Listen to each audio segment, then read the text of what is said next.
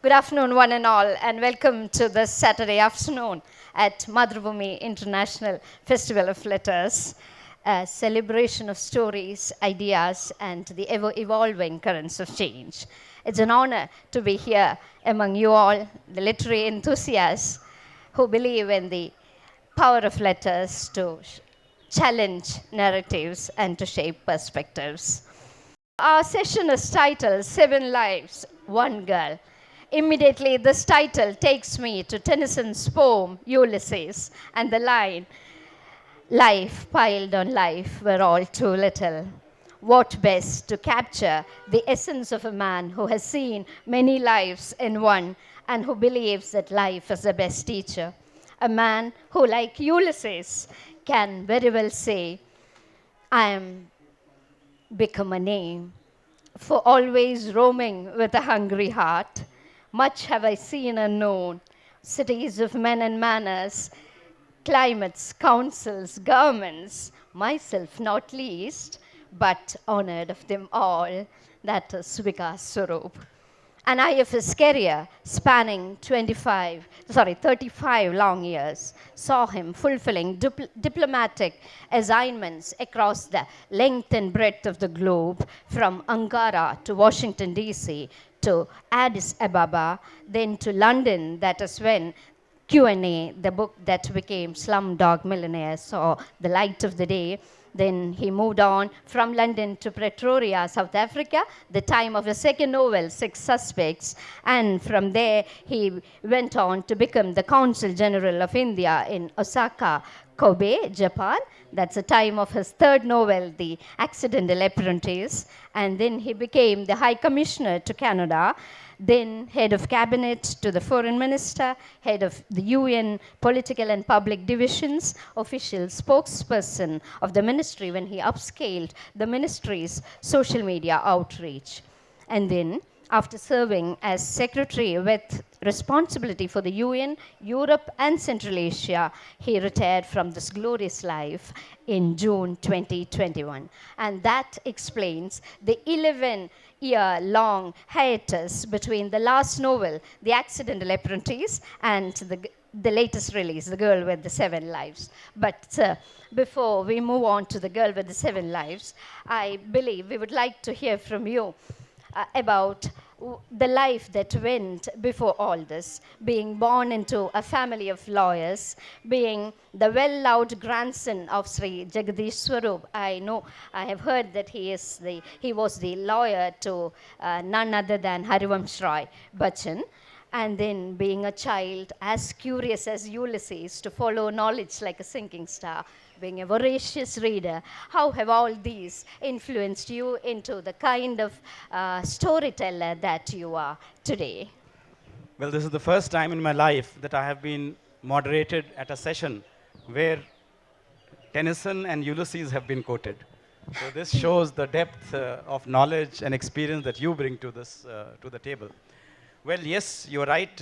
My childhood in Allahabad played a very important and formative role in my evolution as a writer, because I grew up really as a reader. And one of the advantages that I had growing up in this pre-internet, pre-cable TV era was, you could either watch a movie once or twice a month, or you could read books, or maybe play cricket or whatever. But there was not too many distractions. And I was lucky that my grandfather had a 10,000 book library in our house itself. And he was a very eclectic reader. He was a lawyer. He had, of course, a lot of legal tomes, but he was also a reader. So right next to Isaiah Berlin's Thesis of Liberty, you would be a Franz Kafka's novel. You would have Albert Camus' The Outsider. And I think it was my grandfather, who really inculcated in me a love of reading. And it was that, the reading that I did for what I would say 20 years of my life, that enabled me to transition to being a writer. So the period that I spent in Allahabad, the period that I spent in my grandfather's library were very, very important in terms of shaping my perception and telling me what is good writing and what is bad writing. Because these days, when I go to literary festivals, I meet a number of young readers who want to be writers. And when I ask them that who are the writers you have read, they have never heard of Fitzgerald, they have never heard of Hemingway. They feel that, just by hearing these names, they can become great writers, but you cannot. Unless you are a good reader, you cannot be a good writer. So, Indian English popular fiction is relatively younger. And especially the thriller as a genre, it emerged in the late 20th century, or so to say, the early 21st century.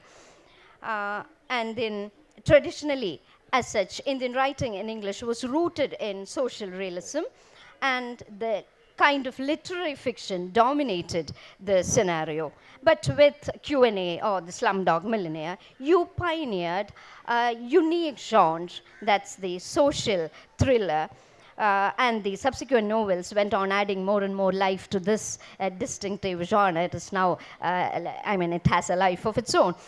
And these novels, in a way, they have balanced market appeal, market needs, with deep social and cultural themes. Addressing this kind of lacunae in Indian writing in English. Um, your novels have been remarkably successful. They have seamlessly bridged this kind of a gap, appealing to readers, both Indian and international, both youngsters and the old readers. So, how would you account for this new genre? So, look, it was not that I set out to create a new genre of my own or anything like that. What happened was, growing up, I had read most of the reading that I had done of Indian writers I had read in Hindi. So, I'm from Allahabad. It's the center of Khadi Boli, the pure Hindi is spoken in Allahabad. And Allahabad itself was the great cultural and literary hub for Hindi language. So I read a lot of Indian writers in Hindi. And the Western writers that I had read only thrillers, mysteries and thrillers. So you name it, Agatha Christie, Earl Stanley Gardner, Alistair MacLean, Desmond Bagley, Irving Wallace, Arthur Conan Doyle, that was the genre that I read, and that was the genre I enjoyed. So when I set out to write my first novel, Q&A, when I was posted in London, I said, first I must understand what the competition is going to be, because I was going to write a thriller. So I went to the local library in London, where I was living, and I said, please give me the 10 best books, thriller books by Indian authors. And the librarian looked at me very blankly and said, thriller books by Indian authors? I said, yes, thrillers. She says, I can't think of a single thriller by an Indian author. I said, this is impossible. How is it possible? We are a nation of 1.3 billion people. How come nobody has written thrillers in English? So I said, okay, what Indian writers do you have? Then she gave me books by Vikram Seth and Arundhati Roy and Pankaj Mishra and Manil Suri and Raja Rao, Khushwant Singh, all these books, which I had not read, because I had not read Indian writing in English till that point in time. Salman Rushdie also I had not read. So I took all those books home and I read all of them. And I discovered two things. One, not a single one of them had written a thriller, which is correct. The librarian was right. And secondly, all these books were basically about society. So I said, if I'm going to write a thriller, it's not going to work. But at the same time, I was not drawn to this genre where I create a generational saga stretching from 1870 to 1982 or something like that. That was not my cup of tea. So I said, how can I write a thriller, but in a way that will appeal to readers? So I said, okay, why don't I write about society, but in a thrilling kind of way? So that's how I created this genre, which I call social thrillers, where I write about society. There's a lot of social commentary, but the underlying narrative is a thriller narrative. I mean, in Q&A, it was very natural. How can an 18-year-old waiter appear on the biggest quiz show on earth and answer all these questions when he has never even had a formal education? So automatically a curiosity is created in the mind of the reader. How does this waiter know what he knows? So that was indeed very unique. And in your novels, they have struck me quite incredibly by virtue of their unique narrative structures.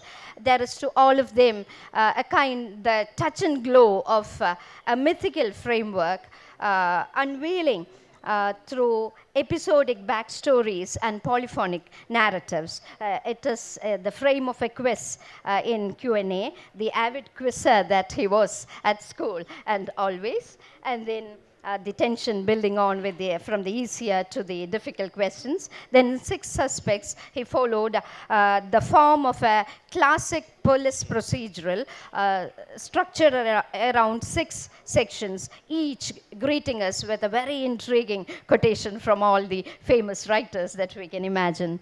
And the third novel, The Accidental Apprentice, there you follow the mythical arc of 7 tests that the protagonist Sapna Sinha undergoes, each gripping and at the same time very, very philosophical. And now here in The Girl with the 7 Lives, yeah, it's a kind of Scheherazade speaking to us, narrating stories. We have the framework of the Arabian Nights. The protagonist, Devi, she moves through 7 distinct lives with 7 distinct names, each with, beginning with the letter D. The chapter titles are also very, very catchy. And wasn't this very challenging to conceive this kind of a, very intricate narrative Yes. structure? Yes, so you're absolutely right. All 4 of my novels are very tightly structured. And the structure looks very easy on the surface. For instance, the first book, Q&A, it's a very easy read. It's a very quick read. But actually, if you look at it deeply, the structure is very, very important. Because, when I'm revealing the private life of my hero through the public spectacle of a quiz show, I have to follow the conventions of a quiz show. And what are the conventions of a quiz show? Easier questions come first, difficult questions come later. A question on history cannot be repeated. The next question, the questions have to cover a broad mix of popular culture, countries and capitals, history, geography, science and technology, etc. So And that it was, has to be organically connected with and the episodes. exactly, it should not, the reader should not feel, oh, just because he wanted to answer this question, he introduced this story. So that was the challenge, that how do I create an organic link between the questions and the answers. Second book, again, as you rightly said, the structure is that of a police procedural. In fact, the headlines of that novel are murder, suspects, motives, evidence, solution, confession. That is the classic police procedural. But how do I fit in 6 different characters who are each telling you their version of India from, in their voice, from their eyes? How do I do that? That was the tricky part. In the third one, The Accidental Apprentice, very simple. 23-year-old sales girl who works in an electronics boutique is made an offer to become the CEO of a $10 billion company out of the blue. Only condition, you have to pass 7 tests from the textbook of life, which she will not even be aware that these are tests being conducted.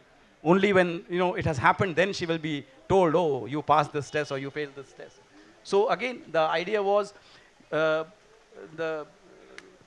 inspiration for me was coming from the 7 habits of highly effective people, the 7 characteristics of a great CEO, etc.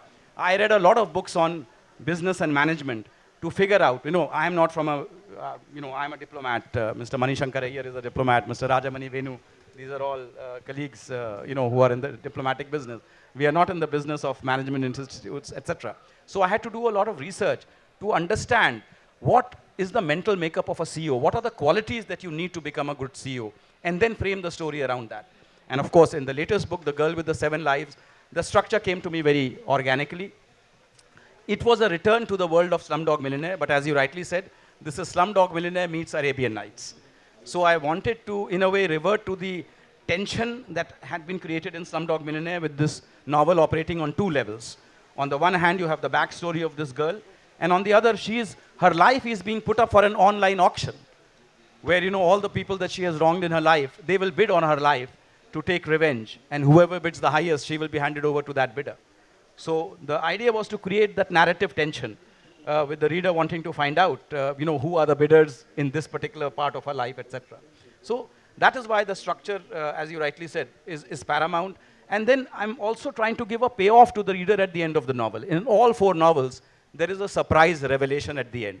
So when that happens, you have to embed the surprise very carefully so that even though you are giving the clue to the reader should not be able to pick up that clue. And that is only when the reader will be surprised that, oh, I didn't see this coming. So, indeed, you have passed that test for flying colors, this kind of challenge. You were rightly pointing out to at the surprise that comes at the end. That reminds me of a kind of pattern in your novels, formula of storytelling.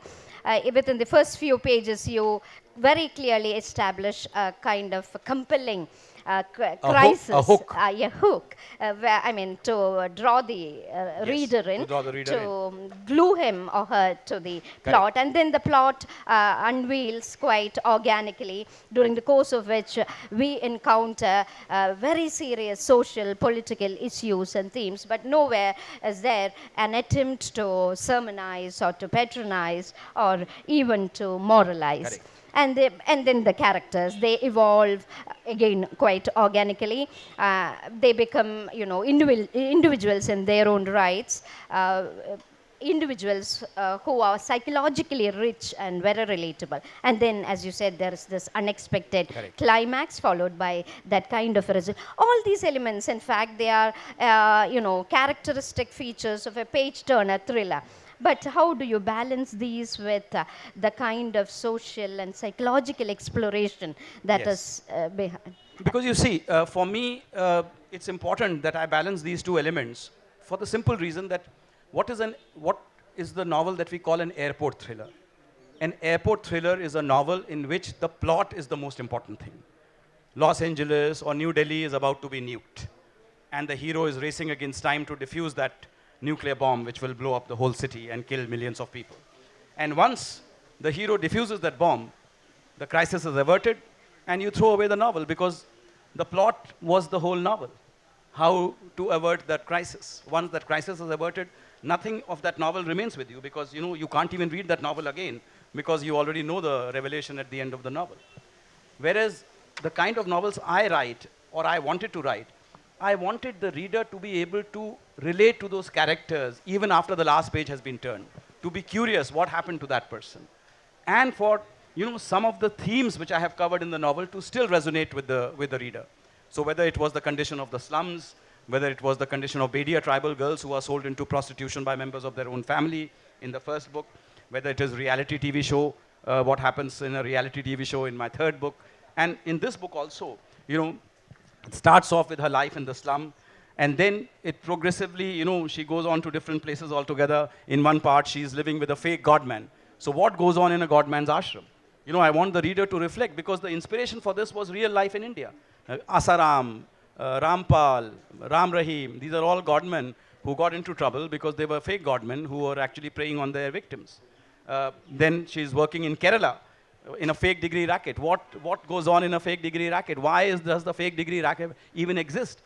And now we are seeing with those deportation flights that are happening from the US, Indians coming back, that ties in very well with what I have covered. So the idea was that, the reader should not just be fascinated by the plot and the thriller consistency of the narrative, but also, touch upon and reflect on some of the deeper social issues that I am trying to cover without, as you said, trying to be overly moralistic or patronizing or sermonizing. That's it. I'll come to the godman part later on, especially in the context of the capital city here today, being visited by Kerala's own god woman. And talking about the characters, as you said, that your characters refuse to be contained within the pages of your novel. They linger, they evolve, they go on to lead independent lives of their own, to the effect that they reappear later in later novels. Yes. Almost the strategy of William Faulkner and his characters, where the major characters appear as minor characters. Of course, this is quite rewarding. No, I just give a little teaser, because in the first book there was reference to Ram Mohammed Thomas, my lead character, and a reference to Salim Ilyasi, who becomes a famous movie star. So the idea is just to give a little teaser, just mention them, but they don't really appear as characters in the later Exactly. novels. But the very mention of their names. Because my publishers were very keen after the success of my first book that I should do another book, with the same characters. And I said I don't want to become a Spider-Man franchise, where I'm just repeating those same characters and again and again. Exactly. But the very mention of their names in those pages is quite rewarding. It brings Yes. a smile of Especially because recognition. many readers still write to me, how much they were impacted by the first book and Exactly. they are still thinking about those characters. So it's like a little lollipop to those readers, let's put it Exactly. this way. That, Yes. that rewards a careful Yes. reader, in fact. So this intertextuality, creating a rich tapestry of interconnected lives, this has actually left me wondering about your relationship with these characters. What do you think about the afterlives of your characters? So look, most people say that your novels are an extension of yourself. And many people say your first novel is an autobiographical one which fictionalize and things like that. No, my novels have nothing to do with my real life. In fact, if my real life were to go into the novels, I would probably write a spy thriller because, diplomats, we are exposed to that world of subterfuge and espionage, etc., and that comes very naturally. But for me, the inspiration was always everyday life in India. And that's why the inspiration for my second novel, in fact, Six Suspects, the inspiration really came from the Jessica Lal case, which was such a big case, which really shook the conscience of the middle class. And I said, why not write a fictional story where the Jessica Lal case is just the peg to start off the novel. After that, there's no relation to the Jessica Lal case. But the idea was, it was the starting point for my inspiration to start a novel, set a novel, based on the angst of the middle class. So talking about starting points and the pegs, there's something about the opening lines of all your novels, apart from being a hook, as you said, except in the first novel, which begins, I have been arrested, period, for winning a quiz show.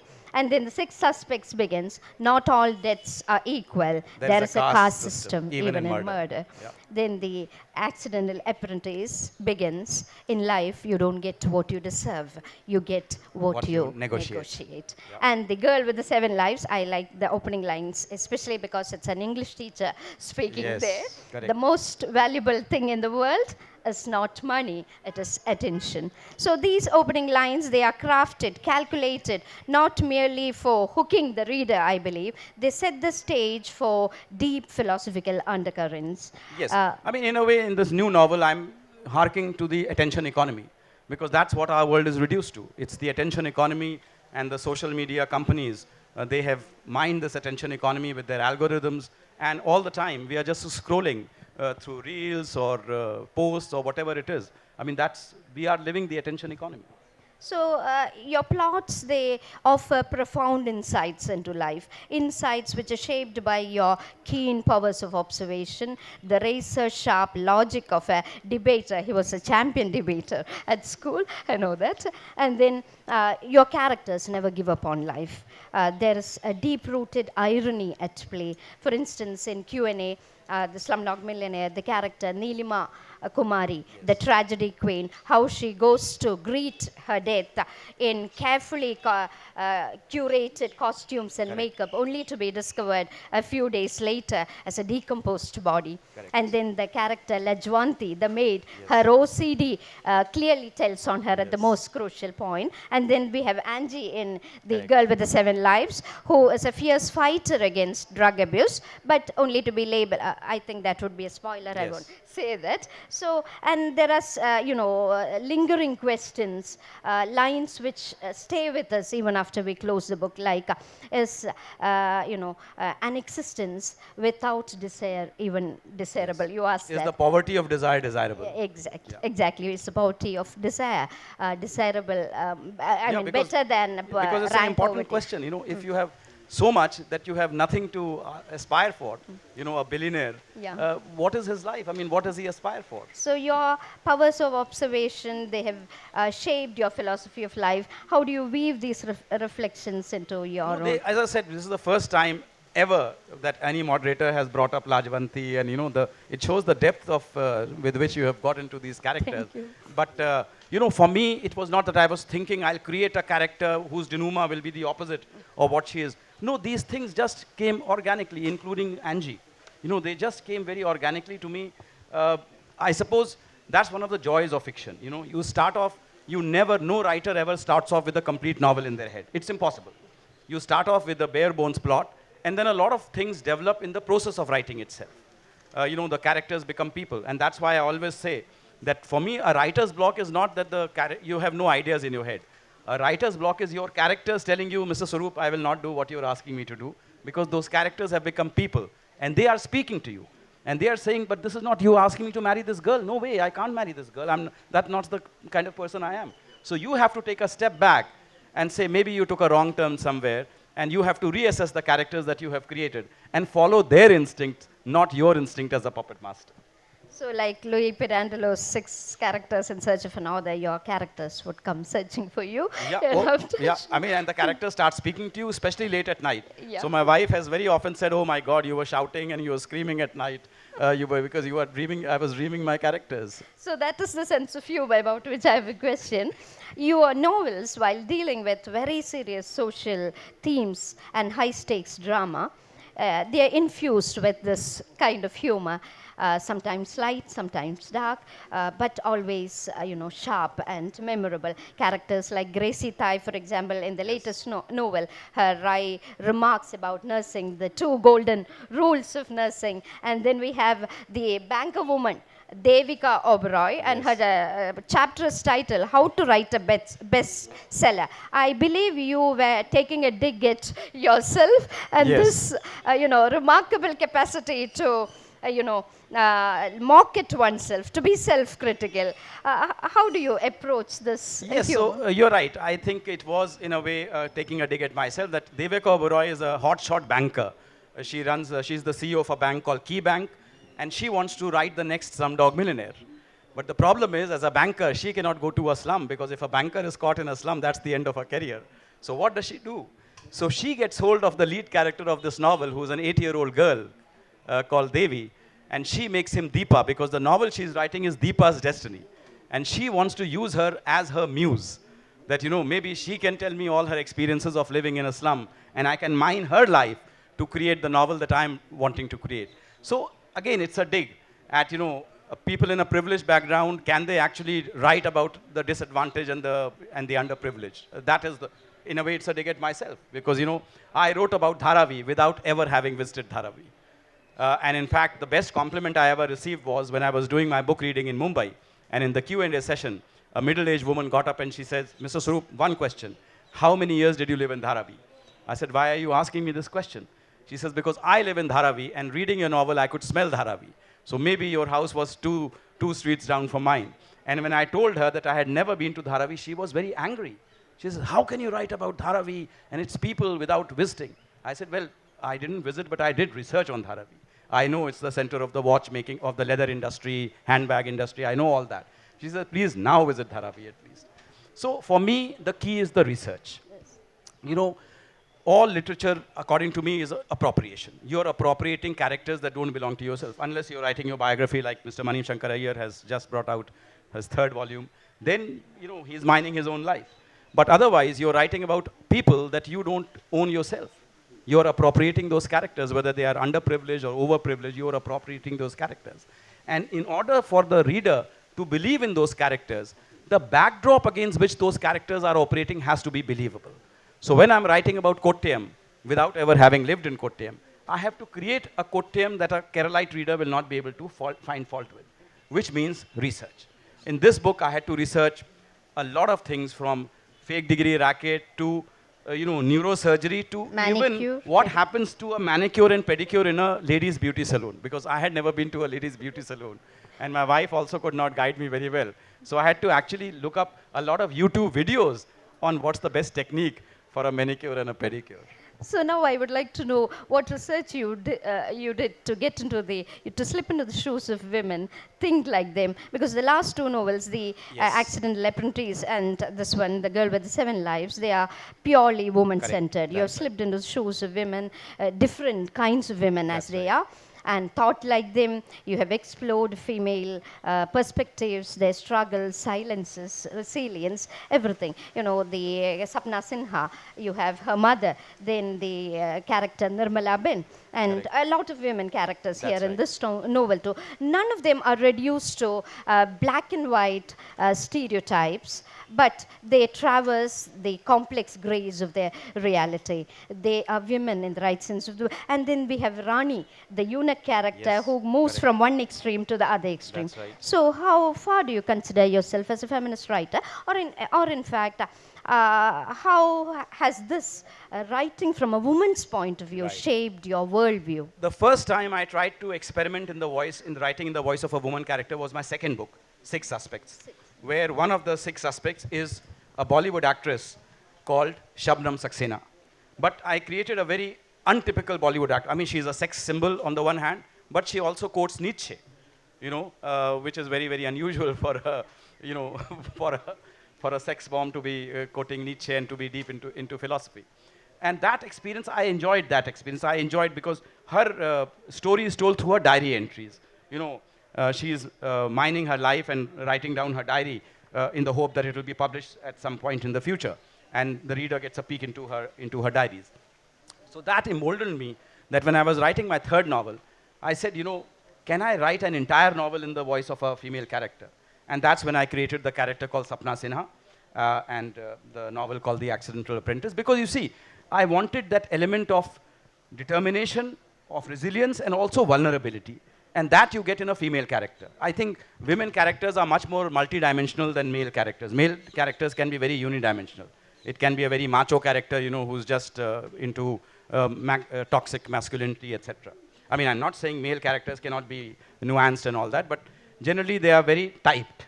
Whereas female characters, I think, are inherently, multidimensional. I mean, they are multifarious because they handle so many tasks at the same time. And when The Accidental Apprentice came out, I mean, some people liked it, some people didn't like it, but not one criticism came to me that Mr. Swarup, as a male author, you could not do a female character. So that gave me the courage and the confidence that can I write another novel with a female protagonist? And that's when I created The Girl with the Seven Lives. And so far, the reaction has been very good. But look, I don't call myself a feminist writer in the sense because these have become very loaded terms these days. Feminist sometimes becomes anti-man and, misogynist and things like that. I don't want to get into that thing.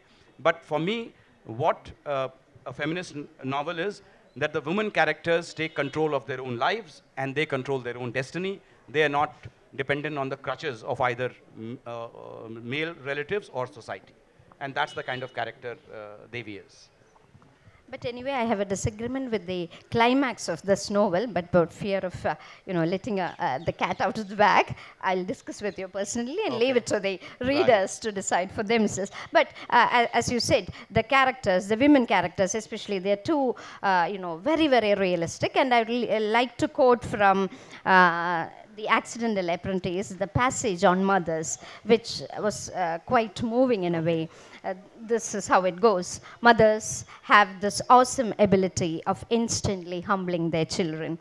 All our lives, we never thought of Ma as separate from the kitchen, just because she was a simple housewife from the rustic town of Manipur, a class 8 pass who didn't know Camus and computers and didn't speak English. We never took her seriously, never really tried to understand her. Alka was the one who was closest to her. Papa's attitude towards her was one of haughty superiority, and Neha and I subconsciously imitated it. We relegated Ma to a background presence, someone who kept the house running and kept track of religious occasions and the network of family relationships with distant aunts and even more distant cousins, while we wrestled with more important stuff like quadratic equations and Hamlet. That's it. So, and not just women, in fact, you have even started working on animal psychology in a way. The Yes, the Sheru, relationship between the dog, Sheru and the Devi. German Shepherd, Yes. and Devi. The bond is profoundly moving, one of unconditional love, Correct. loyalty, and sacrifice and survival, in fact. So, rather than being just a companionship, I believe this bond is signaling some a deeper theme of all-embracing humanity that extends beyond humans to animals, to nature, to the world outside. So what influenced you into exploring the human-animal bond in this Yes, I novel? mean, now you put it in very profound terms that, I was trying to expand the boundaries of compassion to encompass the natural world and the animal world. Again, I was not thinking like that at all. For me, Devi is an orphan. She's all alone in the world. At the age of 8, she has lost her entire family. And more than that, she has lost her house also. So she is not only an orphan, she's also homeless. And at that point in time, what is it that comes into her life which gives her an anchor? And what happens is that one day, as she is lying under the flyover, there's this mangy dog that comes in and takes shelter in her blanket. And before you know it, a bond forms between her and the dog. And for me, it was very important actually because, as you rightly said, the love between a dog and his master or her master is that of unconditional love. Our human bonds are always conditioned by, either some expectation or some reward or some punishment, and that changes the bond. You love your father when the father becomes very strict, and then you suddenly say, no, no, I want to rebel against my father. But a bond between a dog and the master is a pure bond, because the dog has no other expectation from the master apart from that I have to be loyal to my master, I have to serve my master, and I have to follow each and every whim of my master. And that's the kind of dog Sheru is. Very lovable. I Yes, mean, yes. I fell in love with Sheru. That is how Devi That's too right. begins her. Yeah, but you see, that is the key for me. The key is to write with an emotional intensity. That is the key. Whether it is a bond between a man and a dog, or a bond between two sisters, or a bond between a mother and a father, a mother and a son, the idea is to write with such intensity that if something happens to that character, you know, I should have tears in my eyes, and if I have tears in my eyes, the reader will also have tears in her. Like when Shankar dies in Q&A. Most readers have said, that was a heartbreaking moment. And he dies of rabies, and that was something that came from real life. Actually, I saw a boy who used to live close to our house with whom we used to play cricket. And, one day he came to our house, and his mother said that, he has been bitten by a dog. And we said, please immediately go and get that injection against rabies. No, no, it's just a scratch. I don't think there's any problem and all that. And they just ignored it. And then it became hydrophobia. And in front of our eyes, that boy died. And what a horrible death, not being able to touch water. Water, which is the life giver, becomes the cause of death. As you said, that's the most touching part of Slumdog Millionaire, I mean, the book. And that reminds me when you said everything is there right in front of your eyes. Your writing has a very deep visual quality about it.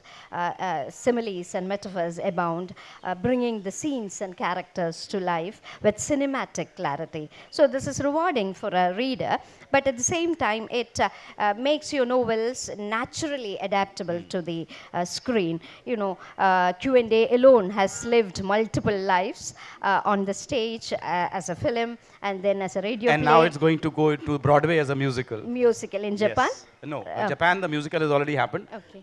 And interestingly, that musical was based on Q&A, not on Slumdog Millionaire. It was Great. based on the novel. Novel. But now the film version of Slumdog Millionaire is going to become a Broadway musical. So, what do you think about the afterlives of your novels across these mediums? Or, in fact, how has cinema inspired you to Yes, become cinema has been a huge inspiration for me because, cinema is the ultimate mass medium. There is no doubt about it. Many more people, see images than read words. That's a fact of life. But having said that, that does not mean that when I'm writing a novel, I already have an eye, though tomorrow it will be adapted into a screenplay or whatever it is. So let's put in those elements. Because then what will happen is it will neither work as a screenplay, neither will it work as a novel. Because when you are writing a novel, you have to be true to the craft of the novel. Because that's what you're writing. If you want to write a screenplay, then write a screenplay. So I'm never thinking, like for instance, my second book is Six Suspects, which is a murder mystery. Murder mysteries are the most difficult things to film. Because in a book, you can disguise a murderer, but in a film, it's very difficult to disguise a murderer. So when I was writing it, I was not thinking at all that, oh, tomorrow this will be a film, and that's why then I wouldn't have written that. But I wanted to test my own boundaries as a writer. So that's what the same with this one. Yes, what you say is I write with a very visual imagination. In the sense, I myself first visualize that scene in my head before I write it on the page. And that is why when you read it on that page, you are able to visualize that same scene in your head. And perhaps that is why all previous three novels have transitioned to the screen. I mean, the third one is about to be made into a film. And for this one also, there are offers from Hollywood, from the UK film industry, as well as from Bollywood. So we'll see Devi on the screen most probably very soon. I hope so. Now about your settings. You, as a diplomat, you've been going around the world explaining India to the outside world. And as a writer, you've been looking at India from the inside and also from the outside. So I believe your settings are, very carefully picked and chosen for instance, the peculiar circumstances, as you said, that Devi lands herself in, these demand a kind of dislocation. Yes. From Delhi, she moves to Punjab, Punjab to Kerala, Kerala to Goa, Goa to Mumbai. Correct. And, each setting is very meticulously detailed, reflecting not just the physical landscape, but also the socio-cultural pulse of the region. And then whether it be the nitty-gritty reality of India's seamy underbelly, or whether it be the vibrant landscape or diverse traditions. The description is rather very, very, we have Kerala coming up in this novel, the Kottayam, its publishing industry, its history, Alapi, its backwaters, the Kettuvallams, their history, and then the Kerala cuisine, all this. So, which is your favorite setting? No, obviously, I think Kerala is my favorite setting because look, when I was first, I'll just touch on why this geographical dislocation. See, India is the most complex country on the planet. The kind of stratifications we have, other countries just have a classification of gender and race probably, but we have caste in the equation as well, and that creates a whole new ball game. And that's why India is easily the most diverse, the most complex country on the planet. And when I write my novels, I try to capture slightly more of the Indian reality than you would through a unidimensional narrative. For instance, if I set an entire novel, in a gated community in Trivandrum, for instance, I'll be scratching at only 0.000001% of the Indian reality, even 0.0001% of the Kerala reality, isn't it? Because the people in that gated community would belong to the middle class or the upper middle class, and that will be scratching at just at a very tiny subset of what India is all about. So by bringing in these, this dislocation, moving from place to place, I capture some of the geographical diversity of India and also some of the sociological complexity of India. Because in every place she is interacting with a different set of people. And that allows me to capture slightly more of the Indian reality, of the different strata of Indian reality, the different layers of Indian society, than you would through a unidimensional narrative. And Kerala was very obvious. I mean, partially because for me, the most beautiful part of India, the best part of India is Kerala. There's just no doubt. This is God's own country. There is no doubt about it. And I could have brought her to Chennai. I could have brought her to Hyderabad. I could have brought her to, Bangalore. But no, for me, it was from the beginning. It has to be Kerala. And also because, there she's working in a fake degree racket. But the front of that fake degree racket is the publishing industry. And Kottayam is the center of the publishing industry of Kerala. I mean, it's also the center of women's literacy. Women's literacy started because of the movement that happened from Kottayam. All the first newspapers of Kerala were published from Kottayam. So, and it's the center of the publishing industry also. All the publishers are based in Kottayam. So it was very natural for me to set it in Kottayam. And then, the front is the publishing industry. And then, but the back office is that fake degree racket. So talking about God's own country took me to today's reality. The chapter on the godman in The Girl with the Seven Lives, it's titled The God of Big Things. Yes. So it seems a clear play on Arundhati Roy's Absolutely. title. Because she wrote The God of Small Things, but my godman says, please don't come to me for small things. Come to me only for the big things. Yeah. So Arundhati's title, in fact, it has its moorings in the mythical little gods of Hindu tradition, That's right. the deities of folklore, everyday worship. The Ishta-devtas that everybody has in their houses, for instance. Exactly. Yeah. And then, interestingly enough, Devi escapes from the godman right to Kottayam. So was this parallel very intentional? You wanted to... And the interesting thing is, in Kottayam, why does she base herself in Kottayam? Because the first sign she sees in Kottayam is the Rationalist Association. And it says, be gone, godmen. So she says, oh, this is the right place. They don't believe in godmen, so I'll come here. So, and one more thing. But look, this is not to say, I'm not in any way saying that all godmen are fake people or whatever. I mean, it's a matter of belief. There are lots of people who have faith in godmen, and there are lots of godmen who actually created positive things in the lives of their devotees. So this is just a comment on the fake godmen, those who actually prey on their devotees and who have godliness is the last thing, on their mind. That's true, because it's always a psychological relief when you have something Exactly. to cling on. Many people, they live on Yeah, and that. at the end of the day, it is fiction. Yeah. Exactly. And about your characters, they often experience, extreme swings of rather fortune. Fortune, fortune. Both incredible luck on the one side Correct. and devastating misfortune on the other side. And in Six Suspects, you write, this is what life is all about.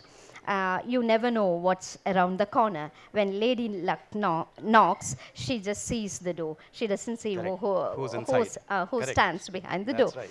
And as a sixth grader, I understand that you have written an essay on bad luck. Yes. And then your very first novel, curiously enough, centered on extraordinary luck. In fact, that work closes with this line, luck comes from within. That is what Ram Muhammad Correct. Thomas Correct. tells. Or rather, so has this been this fascination with, fortune and fate, has this been a lifelong preoccupation with No, you, or no. I is mean, it? as I said, in the diplomatic service, everything is predicted in advance. You know what your what is the salary you will be getting at so and so, when you will be retiring. It's very preordained, so to speak. Whereas in real life, these things play an important role, and in fiction, I think these play a very important role. This unexpected good fortune or bad fortune is what powers the narrative many times. But I want to make a distinction. The film Slumdog Millionaire was about fate. The opening line itself said, Jamal Malik is one step away from winning 20 million rupees. How did he do it? A, he's a genius.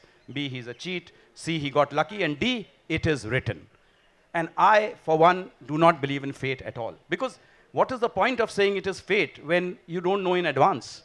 If you tell me in advance that at the age of 22 you will get into the civil service examination, or at age of 25 you will get married, and it does happen, then yes, it may be fate. But nobody knows this. So whatever happens, you say it is fate.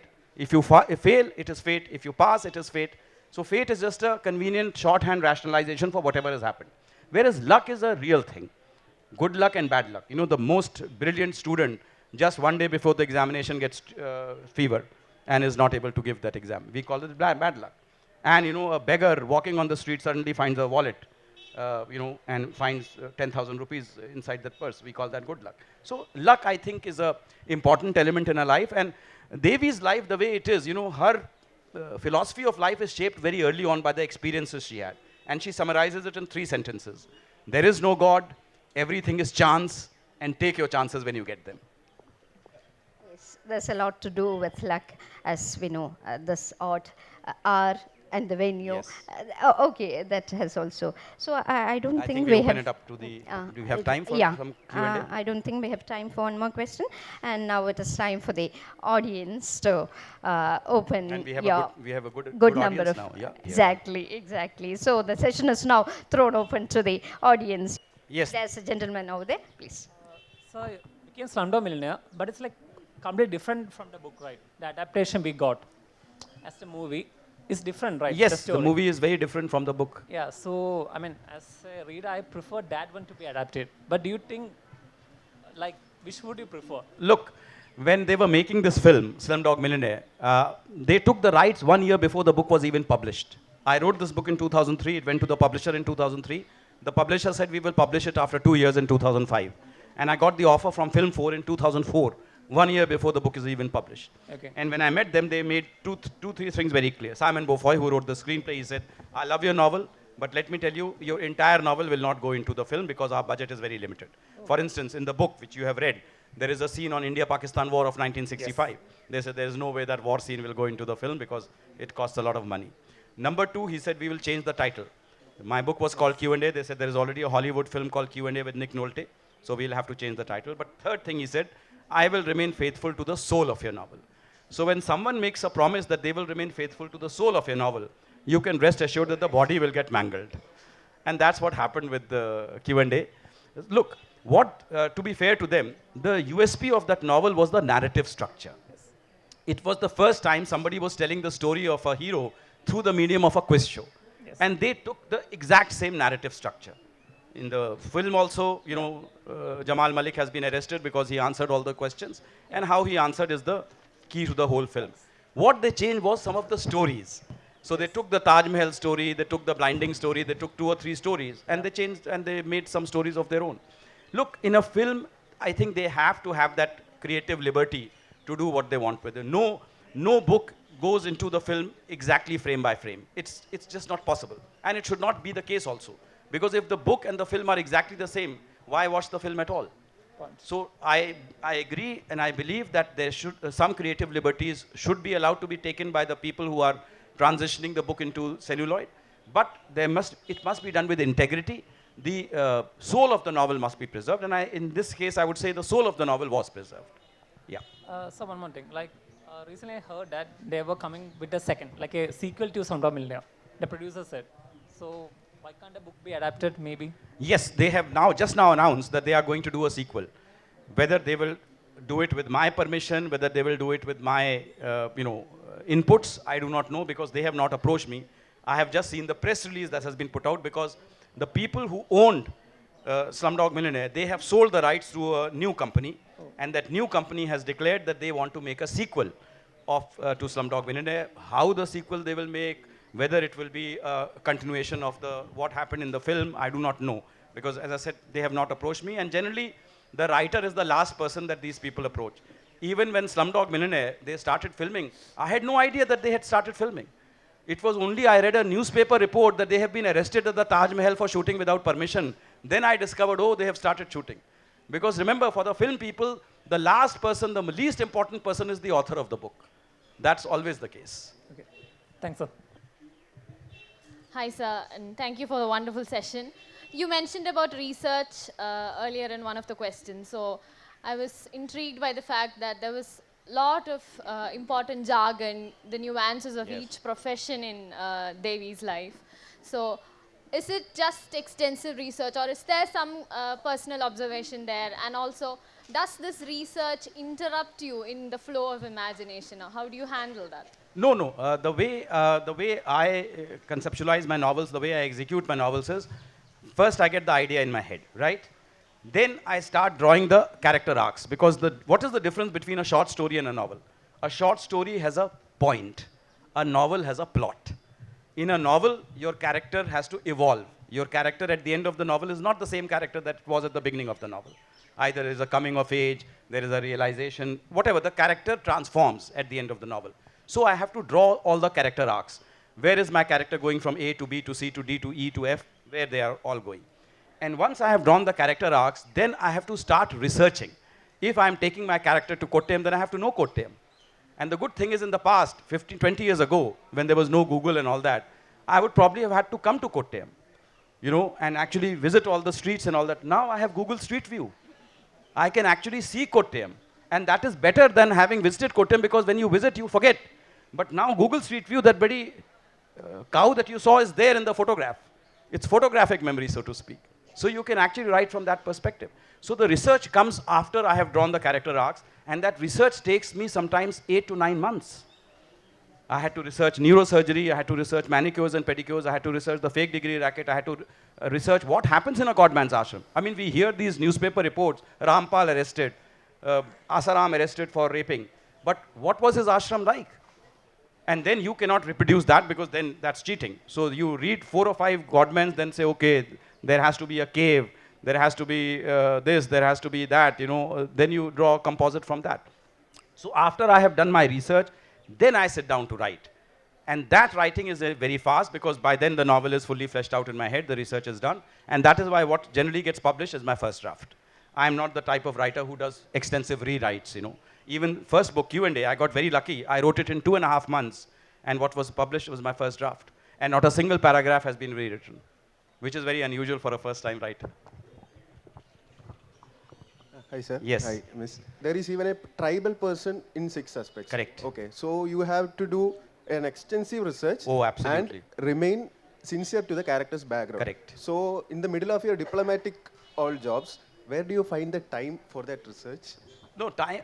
I used to, Shanthi also asked me the same question, and I said when I was a diplomat, I was a weekend writer, because the weekend is the only time I could call my own when my phone is, and especially I write early in the morning, 5:30 to 9 a.m. in the morning, when everybody is sleeping, my phone is not ringing, and that.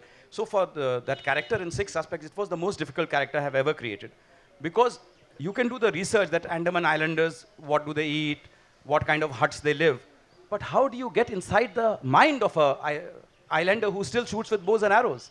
You have no reference points. Nobody has written a novel about an Andaman Islander coming to mainland India. So there was no reference point. I had to really become that person and say, okay, I have never seen a train in my life. What will happen to me when I see a train? Because I have never seen a train. I have never seen a shopping mall in my life. What will happen to me when I see a shopping mall? So I really had to, for me, that is it. The quality of empathy, you have to become that character. You have to start looking at the world from that character's eyes. In this case, I became Devi. I said, okay, I'm a woman now. I'm walking down the street. I'm looking over my shoulder. Is a man chasing me, which as a man I would never do. But a woman's instincts, her sensibilities, her sense of vulnerability is very different from that of a man. So you have to become that character in order. And that's why I'm saying research can only take you up to a point.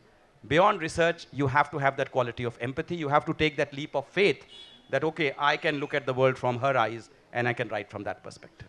Thank you so much, Dr. Swarup, for this insightful and enriching conversation. And a very big thanks to this lovely audience for filling the space, despite the odds, for remaining throughout the session, and even for thank going you, Dr. their Vijayan. lunch. This has been easily, and I'm not just to flatter you, the most insightful conversation I have had in the last 20 years. Thank you so much. That would give me a boost to go around for another 2 years. Thank you. Thank you so much.